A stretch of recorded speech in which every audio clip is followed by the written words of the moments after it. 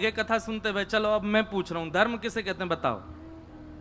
धर्म की परिभाषा क्या है? धर्म कहते किसको है? आपके चित्त में तुरंत बात आती है, तिलक लगानो धर्म है, माता पिता को प्रणाम करनो धर्म है, मंदिर जानो धर्म है, कथा सुननो धर्म। ये धर्म नहीं है, ये कर्तव्य है आपका। माता पिता को प्रणाम करना, तिलक लगाना, मंदिर जाना, ये कर्तव्य है। तो धर्म क्या है? धार्यते इति धर्म। जो सबको धारण करे उसको धर्म कहते हैं। व्यापार, परिवार, व्यवहार, सबको जो समेट करके रखे उसको धर्म कहते हैं। पात्र होता है ना, प्लेट है, प्लेट में रसगुल्ला भी है, गुलाब जामुन भी है, कढ़ी भी है, रोटी भी है, सब्जी भी है, वो उसी को धर्म। जो सबको संभाले उसको धर्म कहते हैं। जो केवल एक ही के आश्रम, बस कर्म ही कर्म में ध्यान है, धर्म बिल्कुल भी पाठ पूजा नहीं है, परिवार की तरफ कोई ध्यान नहीं है आदि, बस कर्म ही कर्म में लगो, वो धार्मिक व्यक्ति नहीं है। धार्मिक व्यक्ति किसको? जो कर्म भी श्रेष्ठता से करे, घर को भी संभाले, व्यवहार भी संभाले और ठाकुर जी के लिए भी समय निकाले। इन चारों को व्यवस्थित करके जो रखे वही धार्मिक व्यक्ति है। केवल ठाकुर जी में ही लगो रहेगो तो भी वो धार्मिक नहीं, और केवल कर्म में ही लगो रहेगो तो भी वो धार्मिक नहीं। सबको संभाले वो धर्म, सबको व्यवस्थित करे वो धार्मिक है। तो आपका जो ये प्रश्न है कि आज के आधुनिक समय में दोनों को कैसे किया जाए, सब संभव है। ठाकुर जी कोई ऐसा तो कहना रहे पूरे दिन मेरे लिए बैठे रहो, वो तो गिने चुने लोग हैं, ठाकुर जी ने चुन रखे हैं, वो उनके अलावा कुछ और कर ही ना सकें, उनकी बात अलग है। पर जो कर्म करते हैं, व्यवसाय करते हैं, व्यापार करते हैं, उनके लिए ठाकुर जी ये नहीं कह रहे तुम सब छोड़ो मोह भजो, बस चिंतन में मोह रखो। भगवत गीता में अर्जुन अंत में क्या कहता है भगवान से? नष्टप मोह स्मृतिर्लब्धा। बस यहीं पर ही गीता विश्राम हो जाती है। अर्जुन कहता है कि हे भगवान, आपने जो ज्ञान दिया उससे मेरा मोह नष्ट हो गया, अब आपका ज्ञान और आप मेरी स्मृति में हो। भगवान बोले बस अब उठा धनुष और युद्ध कर, मुझे स्मृति में रख बस।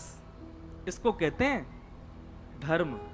ठाकुर जी स्मरण में रहें, भगवत स्मृति बनी रहेगी तो आप अपना कर्म भी बहुत स्वच्छता से करोगे। ठाकुर जी का स्मरण बना हुआ है। व्यक्ति पाप कब करता है? थोड़ी देर के लिए भूल जाता है कि ठाकुर जी देख रहे होंगे, ठाकुर जी हैं भी, भैया ये कर्म गलत है, ठाकुर जी दंड देंगे। ये विस्मृति ही तो पाप करवाती है।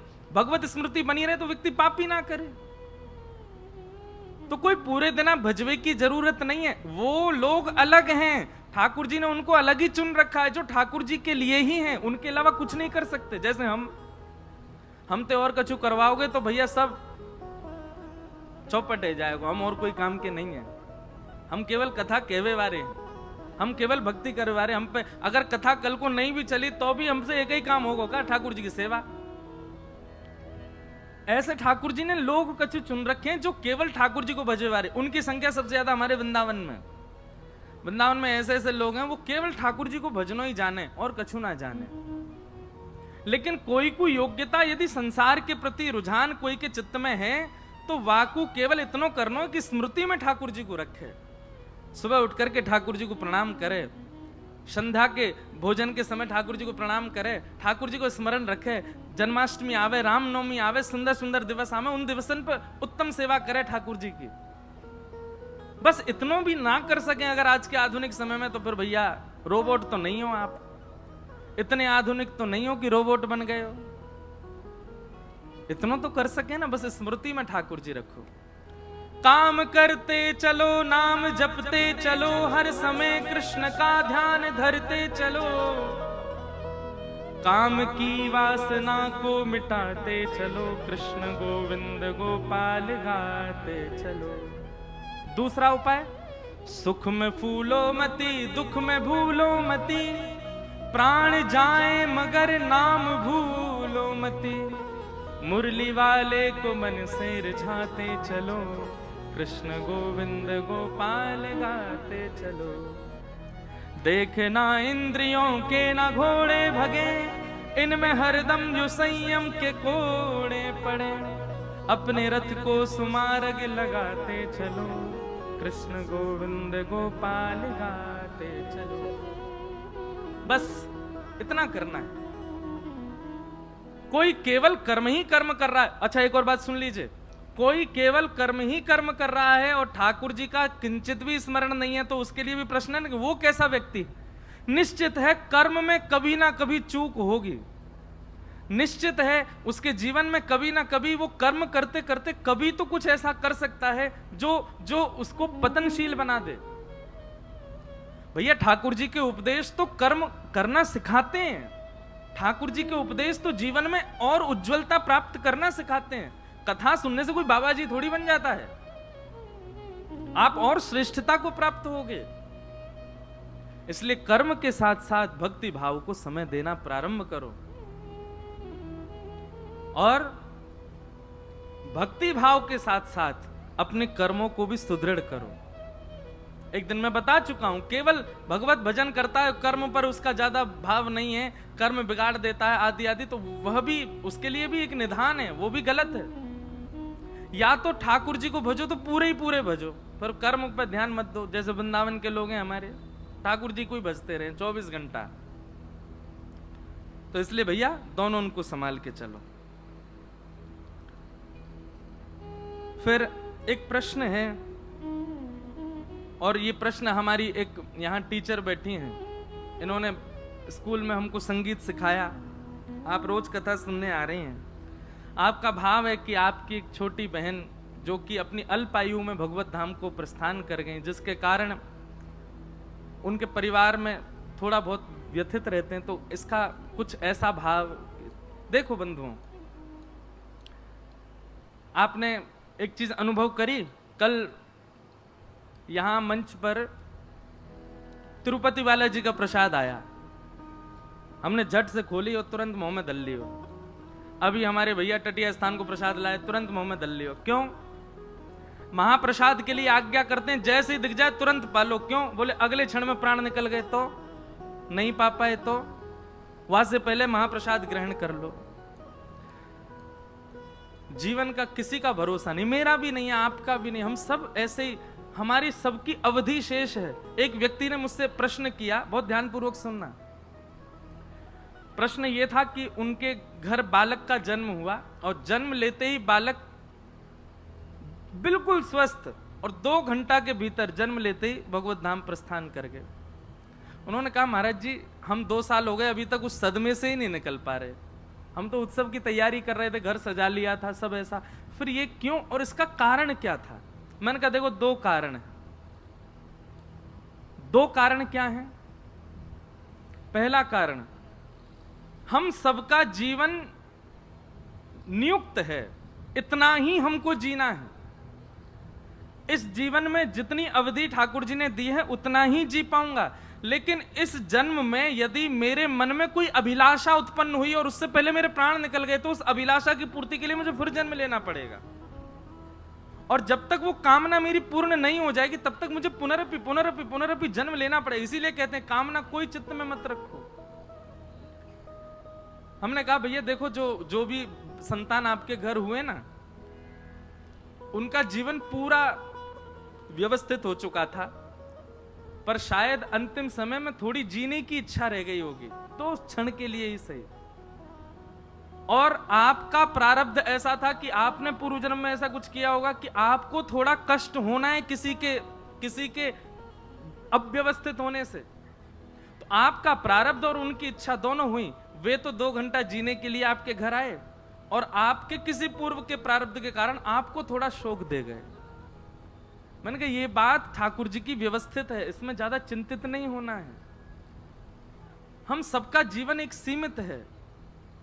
ठाकुर जी, ये मान लीजिए कि कोई व्यक्ति यदि बहुत लंबी आयु जीता है तो हमारे यहां उसको बहुत अच्छा मानते हैं, पर यदि आप हमारे सब पूर्व आचार्यों को देखें तो अधिकतर आचार्यों ने युवावस्था में ही अपने भगवत धाम की प्राप्ति कर ली। क्यों? जितनी जल्दी उनके कार्यशील पूर्ण हो गए, जिस कार्य के लिए वो आए जैसे पूर्ण हुआ तुरंत भगवत धाम प्रस्थान कर गए। आद्य गुरु शंकराचार्य बहुत अल्प आयु में भगवत धाम चले गए। ऐसे अनेक आचार्य हैं, जब लगा कि उनका कार्य अब पूर्ण हो गया तो भगवत धाम चले गए। वो कुछ ही क्षण के लिए कुछ कार्यों के लिए ही आए थे। इसलिए देखो परिवार से कोई जावे तो व्यथित तो पूरा परिवार होता, हमारे घर में भी भगवान ना करे लेकिन कुछ होता है, बड़े बुजुर्ग भी यदि तो व्यथित तो होते हैं। लेकिन ये संसार का एक चक्र है, आया है सो जाएगा, राजा रंग फकीर। पर कोई पूर्ण जीवन जी के जाता है, कोई पूर्व में चला जाता है, कोई जन्म लेते ही चला जाता है। व्यथित तो होंगे हम, पर उसको ज्यादा अपने चित्त पर और अपने बुद्धि पर मत रहने दीजिए। अपना कार्य संपन्न करते चलो, उससे ज्यादा व्यथित मत होइए। यही एक भाव है। फिर दूसरा भाव आपने गुरु शिष्य के भाव से कहा कि अगर शिष्य श्रेष्ठ हो जाए तो गुरु को उसके प्रति कैसा भाव रखना चाहिए? सदा आशीष का ही भाव रखना चाहिए। शिष्य कितना भी श्रेष्ठ हो जाए, गुरु तब भी आशीर्वाद ही देवे, यही भावना होनी चाहिए। इस प्रकार कुछ प्रश्न हैं, सबको हम प्रणाम करते हैं। आज कथा का विश्राम दिवस है। कल हमने रुक्मणी विवाह के प्रसंग को बहुत जल्दी जल्दी कहा क्योंकि विलंब हो रहा था। आज गृहस्थाश्रमियों वाली कथा है, इसलिए बहुत ध्यान से सुनिएगा सब लोग। भगवान का विवाह रुक्मणी जी के साथ में हुआ, पर बहुत अच्छी चर्चा यहां पर सुनाई जाती है। अब थोड़ी सी हमने जो कल जल्दी जल्दी भगाई नेक उसका विस्तार करें। बलराम जी का ब्याह हो गया लेकिन ठाकुर जी का नहीं हो रहा था। तब देवकी मैया ने नारद जी को बुलाया और नारद जी थे कही बड़े लाला को तो ब्याह है गयो, या छोटे वाले को कब होएगो। तो नारद जी ने जब ठाकुर जी की जन्म पत्री देखी, जन्म पत्री देख करके बोले मैया छोटे वाले लाला के तो इतने ब्याह होंगे, इतने ब्याह होंगे, इतने ब्याह होंगे। बोले कितने होंगे? बोले अगर आप हर दिन वर्ष को, मतलब वर्ष में जितने दिन है, हर दिन अगर सोचें एक एक बहू से मिले तो एक वर्ष में वो पूरी नहीं होंगी, इतने ब्याह होंगे। बोले होगा कब? अब लाला बड़ो है तो जा रहा हो। वैसे ठाकुर जी 16 वर्ष के ही रहते हैं, इससे बड़ी आयु ठाकुर जी की नहीं होती। वर्ष गिने जाते हैं कि ठाकुर जी कितने वर्ष धराधाम पर रहे, पर ठाकुर जी अपने 125 वर्ष की आयु तक ठाकुर जी पृथ्वी पर रहे, भगवान श्री कृष्ण। पर 125 वर्ष के समय काल तक भी ठाकुर जी 16 वर्ष के ही लगते थे। भागवत जी में प्रसंग आता है कि भगवान का पुत्र 50 वर्ष का, भगवान का पौत्र 25 वर्ष का। तो पहले तो पुत्र आया तो उसके सफेद दाढ़ी है, सफेद मूंछ सी है, सबने कही वो कौन? ये द्वारिकाधीश जी के पुत्र हैं। इतने में ही एक युवा जैसा आया, उसके काली दाढ़ी, काली मूंछ, काले बाल हैं, केश हैं। बोले ये कौन? ये भगवान का परपौत्र है। इतने में ही नेक से ठाकुर जी कूदते फांदते आए। बोले ये कौन है? बोले ये दादाजी हैं। 16 वर्ष के ठाकुर जी इतने से ही नेक से उनके भागवत जी में वर्णन है, ठाकुर जी के रों भी नहीं आए हैं। जो पुरुषों के 13-14 वर्ष 15 वर्ष की आयु में छोटे छोटे रेशे आ जाते हैं ना, जो दाढ़ी मूंछ के, ठाकुर जी को वो भी नहीं उत्पन्न हुए हैं। ऐसे कोमल से हैं ठाकुर जी, बिल्कुल 16 वर्षीय बालक की तरह हैं। और जैसे ही कूदते फांदते छोटे से ठाकुर जी आमे तो बड़े बूढ़े सब उनको प्रणाम करें, भगवान के खुश रहो, सब मेरे पुत्र हैं। तो मैया बोली लाला इतना बड़े हो गए, या को ब्याह कराओ। तो नारद जी महाराज बोले मैया हम लड़की ढूंढे। देवकी मैया बोली नवलखा को हार दूंगी, मेरो लाला को ब्याह है वो। तो अब नारद जी को नवलखा का तो कोई लोभ नहीं था, पर देखना चाह रहे थे ठाकुर जी का विवाह कैसा होगा। एक बार हमारे सामने दृश्यमान हो कि ठाकुर जी दुल्हा बन के कैसे लगेंगे। और उसी दिन से वो चिंतन इतना व्याप्त हो गया नारद जी को, अब लग गए नारद जी ढूंढने में कि लाल जी का ब्याह होना चाहिए। तभी नारद जी भ्रमण करते करते कौंडन्यपुर पहुंचे। वहां भीष्मक राजा की पुत्री रुक्मणी जी को जब देखा, रुक्मणी जी को देख करके नारद जी बोले वाह ये बिल्कुल उचित है हमारे ठाकुर जी के लिए।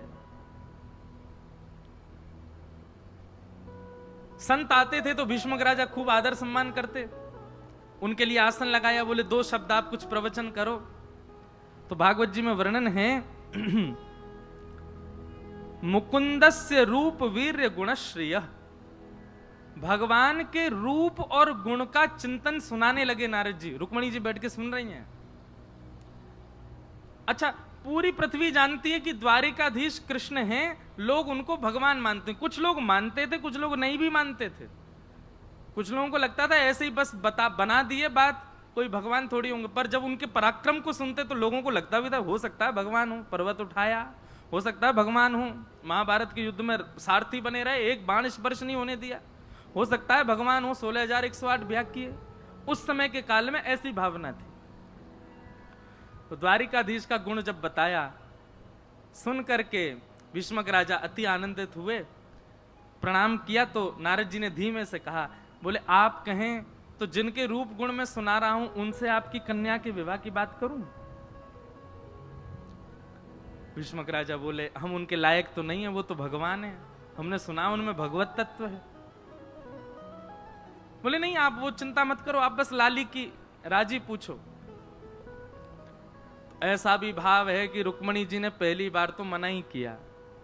रुक्मणी जी बोली, अब इतनी जल्दी थोड़ी हाँ कर देंगे, अभी तो बस रूप गुण सुन लिए। तो नारद जी बोले, ये आकर्षित तो हो गई हैं, लेकिन अभी मन में विश्वास प्रकट नहीं हुआ कि ठाकुर जी से ब्याह होना चाहिए कि नहीं। तो नारद जी ने क्या किया, बोले अपने 18-19 चेला बुलाए और सबको बारी बारी से भेजा, संत रूप धारण कर करके जाओ और भीष्मक राजा के यहाँ जाकर के आसन मिले तो वहां बैठ के ठाकुर जी के रूप गुण ही सुनाओ। रुक्मणी जी को और कुछ सुनाई नहीं दे, 24 घंटा ठाकुर जी देखें। क्यों? नारद जी के चित्त में जल्दी ब्याह हो ठाकुर जी का।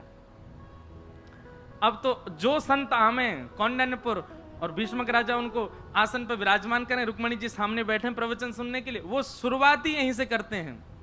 वंशी विभूषित करा नवनीरदाभार, पीतांबरा दरुण बिंब फलाधरोष्ठात्, पूर्णेन्दु सुंदर मुखा अरविंद नेत्रात्, कृष्णात् परम किमपि तत्त्वमहं न जाने। कि वरहा पीडम नटवर वपुः कर्णयो कर्णकारं, बिभ्रदवासः कनक कपिसं वैजयन्तीं च मालाम्, रन्ध्रान् वेणुवधर सुधया पूरयन् गोपवृन्दै, वृन्दारण्यं स्वपदरमणं प्राविशद गीत कीर्ति। पहले तो रुक्मणी जी बोली, ये सब एक ही कृष्ण की चर्चा क्यों करते रहते हैं? लेकिन ठाकुर जी की चर्चा में, सब लोग इधर देखो, ठाकुर जी की चर्चा में एक अलग प्रकार का एडिक्शन है। हो सकता है पहली बार में आपका आकर्षण थोड़ा हो, पर जब आप बार बार सुनेंगे ना तो ऐसे है जाओगे कि आप कृष्णमति, कृष्ण गति, कृष्ण, ये होगा। आप निद्रा में सोएंगे तो भी आपको ठाकुर जी दिखेंगे, कहीं चल के जाओगे तो भी ठाकुर जी दिखेंगे, कहीं बैठोगे तो भी ठाकुर जी का स्मरण होगा। ये ठाकुर जी की चर्चा का एक एडिक्शन है। एक बार अगर या तो लगेगा नहीं, और लग गया उसके अलावा कोई भाएगा नहीं। अब रुक्मणी जी की स्थिति कैसी हो गई? रुक्मणी जी चलती हैं और कहीं मोर पंख की कोई सजावट देख लेती हैं तो रुक्मणी जी कहती हैं ऐसी पहनते हैं मोर पंख। कहीं जाती हैं नीले नीले तालाब को देखती हैं तो कहती हैं, कल एक संत आए थे वो बता रहे थे ऐसा ही वर्ण है उनका। कहीं जाती हैं पीतांबरी देखती हैं तो सोचते ओहो ऐसा ही वस्त्र पहनते हैं। अब रुक्मणी जी की स्थिति उसे हो गई, सोते जागते चिंतन में कृष्ण कृष्ण कृष्ण कृष्ण कृष्ण। अब इतने रम गए कृष्ण कि अब कृष्ण के अलावा कोई दिखता ही नहीं। रुक्मणी जी ने अपने पिताजी से कह दिया, बोले नारद जी को बुला के कहो अब मुझे वो जिनका वो प्रवचन करके गए वही दिखते हैं, अब मेरा उनसे ही ब्याह कराएं, अब मैं और किसी से ब्याह नहीं कर सकती। भीष्मक राजा ने तुरंत नारद जी को बुला के कहा, बोले आप द्वारिकाधीश से चर्चा करो। नारद जी तो बड़े प्रसन्न हो गए, दौड़ करके महाराज पहुंच गए द्वारिका। बहुत ध्यान से सुनना, भगवान से जाकर के बोले अब यही जो उन्होंने कौंडन्यपुर में जो लीला की, यही लीला वो द्वारिका में कर रहे हैं। भगवान ने बोला आइए आइए नारद जी विराजो, आसन पर बैठो, कुछ बढ़िया चर्चा सुनाओ। तो जैसे वहां कृष्ण की चर्चा सुना रहे थे, नारद जी यहां बैठ के रुक्मणी जी की चर्चा सुनाने लगे। आहा ऐसे मृग नैनी है, ऐसी पैनी सी नाक है, ऐसे वाक्य होठ हैं, चाल ऐसी, गुण ऐसा, स्वभाव ऐसा, शीलवान ऐसी। अरे भैया ऐसे प्रणाम करे संतन को, ऐसा बढ़िया प्रसाद बना के खवावे। ठाकुर जी बोले चर्चा से तो यूं लग रही है बड़ी सुघड़ कोई कन्या है। नारद जी बोले आपका विषय नहीं, आप मत सुनो। देवकी मैया आप कहो तो या लड़की से बात करूं ठाकुर जी की? बोले हाँ हाँ करो करो बात करो, कैसे ब्याह होना चाहिए आपको? ठाकुर जी ने भी फिर मना किया, नहीं, नहीं अभी रुक जाओ, इतनी जल्दी थोड़ी। विवाह प्रसंग में एक बार में हाँ नहीं करना चाहिए, थोड़ा विचार करना चाहिए। दो काम विचार करके करने चाहिए, एक तो घर बनाओ तो विचार करके बनाओ, और दूसरा विवाह करो तो विचार करके करो। जो इन दोनों में जल्दी करते हैं पछताते हैं। एक बार एक लड़का से कही, ये तुम लड़की देखने जा रहे हो, एक बार में हाँ मत करना, 3-4 बार मना करना, ये अच्छे गुण होते हैं, 3-4 बार पहले मना करो फिर हाँ कर देना। वो ठीक है। लड़की देखने गया, जैसे जाके बैठा, सब बात हुई, बोले कि बताओ भैया तुम क्या मने? बोले मुझे पसंद नहीं है, पसंद नहीं है, पसंद नहीं है, पसंद है, करा दो। सब बोले जे क्या था? 3 बार मना किया, 1 बार हाँ किया। ठाकुर जी भी मना कर रहे हैं। नारद जी ने वही सबरे चेला बुलाए दोबारा, बोले अब सुनो यही काम करो यहां बैठ के, रुक्मणी जी के गुण सुनाओ ठाकुर जी को 24 घंटा। और ठाकुर जी को किशोरी जी के, श्री रुक्मणी जी के रूप गुण की इतनी चर्चा सुनाई, इतनी चर्चा सुनाई कि ठाकुर जी को अब जहां देखें वही देखें रुक्मणी जी। नारद जी को बोले ऐसा कर गए हो, अब तो कहीं देखूं वही दिखती है। तब फिर ये योजना बनी कि रुक्मणी जी ने जब जिज्ञासा प्रकट करी तो रुक्मणी जी का भाई रुक्मी शत्रु मानता था भगवान को, उसने शिशुपाल से परसों ही शादी तय कर दी। बोले परसों ही ब्याह होगा। शिशुपाल से कहा तुम बारात लेके आ जाओ, कहीं तुमसे पहले कृष्ण ना ले जाए। इतने में ही रुक्मणी जी ने पत्र लिखा, पत्र लिख करके ठाकुर जी को बुलाया, चले गए। अब आई ठाकुर जी की ब्याह की बेला। रुक्मणी जी वापस आ गई, पूरा नगर सजाया गया, ठाकुर जी आए। भगवान ब्याह के लिए जैसी पधारे, शिशुपाल उसका ब्याह होना था। कहते हैं बाराती संग सैनिक लेके आया था 1 करोड़ भगवान के विवाह में, और विवाह संपन्न होते ही ऐसी मारकाट मची, 1 करोड़ सैनिकों को मारा ठाकुर जी ने अपने विवाह में। पूरी यदुवंशी और सब में युद्ध हो गया वहां पर, और युद्ध में सब मारे गए। और तब ठाकुर जी रुक्मणी जी को लेकर के द्वारिका पधार। बताओ कैसा ठाकुर जी के जीवन में कब संकट नहीं आया। जन्म लियो संकट आयो, नेक बड़े भय संकट आयो, नेक और बड़े भय संकट आयो। ठीक ठाक भाई कि ब्रज छोड़ के यहाँ आ गए, यहाँ पे आके चैन से बैठे ही है कि दोनों तरफ से मथुरा पर आक्रमण होने लगे। दौड़ करके द्वारिका गए तो फिर महाभारत युद्ध छिड़ गए, महाभारत से लौट के आए तो फिर ये सब क्रिया होने लगे। अरे अभी सुनियो, ठाकुर जी के जीवन में एक समय ऐसा नहीं रहा कि संकट नहीं रहा हो। विवाह में भी कुछ ना कुछ उत्पात मचता ही। अब यहां तो गुड़ चढ़ी हो, वर्षा है जाती हो के अब सगुन है गो। ठाकुर जी के में तो 1 करोड़ सैनिक मरे, खून खून है क्यों महाराज। ये अब सगुन नहीं है, जीवन है। ये संसार दुखालय, यहां सबके जीवन में कष्ट आता है। ठाकुर जी अपनी लीला से हम सबको संकेत दे रहे हैं। मैं परब्रह्म होकर के ये सब फेस कर रहा हूं, तुम तो मानव हो, इसलिए घबराओ मत। भगवान का रुक्मणी जी के साथ में विवाह हुआ। रुक्मणी लक्ष्मी है, और लक्ष्मी का विवाह केवल कृष्ण से होता है, केवल नारायण से होता है। लक्ष्मी किसी और की नहीं हो सकती। भगवान का विवाह रुक्मणी जी के साथ में सुसंपन्न हुआ। तभी एक सत्राजित नाम का व्यक्ति रहता था द्वारिका में। उसको सूर्य नारायण भगवान ने एक मणि प्रदान करी थी। उस मणि की खास बात यह कि वो मणि हजारों किलो सोना रोज देती थी। बहुत ध्यान से सुनना, आज कथाक्रम बहुत है, इसलिए हम कथाक्रम कहते जाएंगे, छोड़ना नहीं एक क्षण की भी कथा। बहुत अच्छी अच्छी कथाएं हैं। तो उसके पास एक मणि थी, सेमंतक मणि, हजारों किलो सोना रोज देती थी वो मणि। भगवान को जब ये बात पता चली तो ठाकुर जी बोले, द्वारिका के सत्राजित यादव पर मणि है, हजारों किलो सोना रोज होता है, अकेला व्यक्ति इतने सोने का क्या करेगा। तो भगवान ने जाकर के एक प्रस्ताव रखा कि तुम ये मणि द्वारिका के कार्यालय में जमा करवा दो, इससे जितना सोना आएगा उसमें से जितना तुमको अपने लिए जरूरी लगता उतना रोज ले लिया करना। बचा हुआ जो तुम्हारी जरूरी का नहीं है वो कार्यालय में छोड़ देना। उससे हम द्वारिका का विकास करेंगे, लोगों का कर माफ कर देंगे, बच्चों की पढ़ाई आदि सब बढ़िया व्यवस्थित होगी यहां पर। भगवान का प्रस्ताव कोई गलत तो नहीं था भाई, जितना तुझे चाहिए तो रोज ले ले। 1000 किलो का तो कुछ नहीं कर सकता पर दिन। लेकिन मना कर दिया, नहीं मेरी मणि मेरे पास ही रहेगी, मैं नहीं दूंगा आपको। भगवान बोले ठीक है। लेकिन तीसरे ही दिन क्या हुआ कि उसी सत्राजित यादव का छोटा भाई मणि पहन करके नगर में दिखाता हुआ घूम रहा था।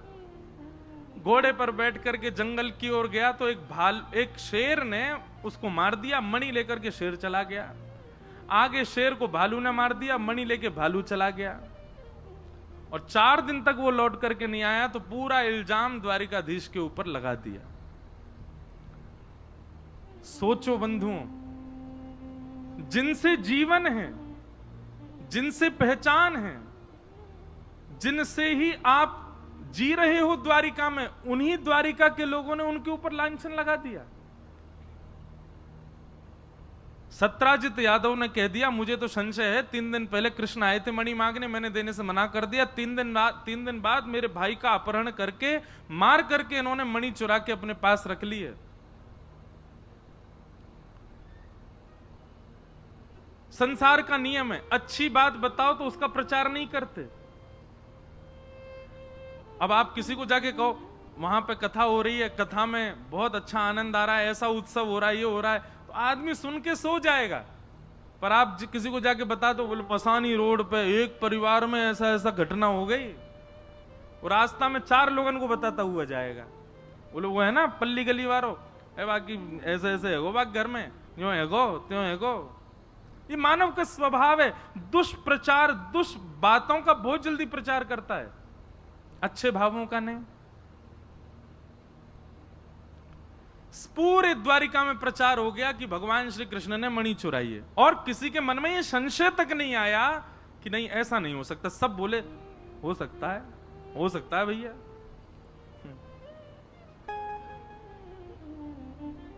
द्वारिकाधीश को जब ये बात पता चली तो भगवान पहले मंद मुस्काए और मुस्का करके बोले यही है पृथ्वी, यहां आप दुनिया के लिए मर मिटिए, कुछ भी कर बैठिए।